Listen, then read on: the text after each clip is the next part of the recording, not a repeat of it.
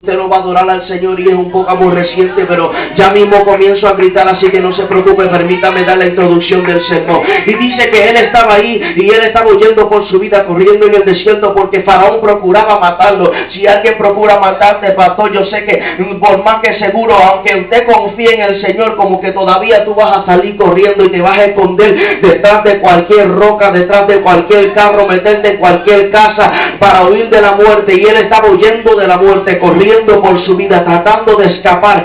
Cuando le dieron la noticia que Faraón estaba buscando, ¿qué dijo Moisés? Aquel refrán puertorriqueño, Moisés dijo: patitas pa' que te quiero. Y se fue corriendo, dando la gloria del Señor.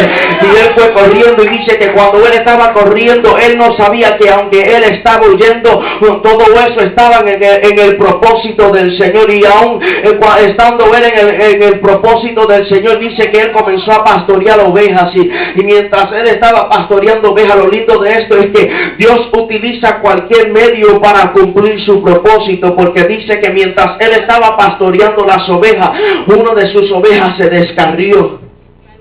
Y ahí detrás de él fue Moisés como buen pastor.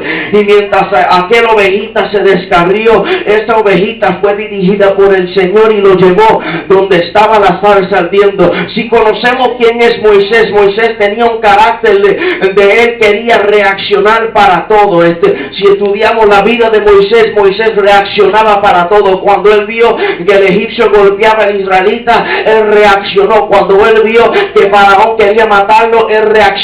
Cuando la oveja se le perdió, él reaccionó. Pero cuando vio la salsa ardiendo en fuego y no se consumía, también Moisés se reaccionó. Y él se acercó porque él dijo: algo está raro, esto se está quemando pero no se está consumiendo. Y cuando él se acercó a donde estaba la salsa ardiendo, él no se dio de cuenta que él había entrado en su propósito, porque al instante que él se acercó, Dios le dijo: quita la sandalia de tu pie, porque el lugar que tú pisas, santo, santo es. Él no sabía que él se había él mismo entrado en su ministerio, porque Dios requiere de los ministerios santidad. Y es por eso que Dios le dijo a él: quita la sandalia, porque ya tú no eres de este mundo, tú tienes que ser santo porque yo soy santo. Y después Dios le